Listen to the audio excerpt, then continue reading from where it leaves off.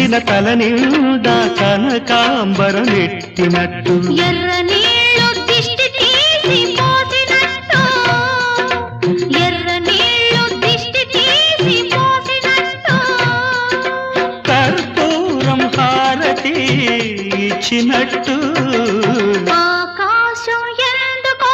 పచ్చబడ్డది ఆ నడుమ బొట్టేమో ఎర్రబడ్డది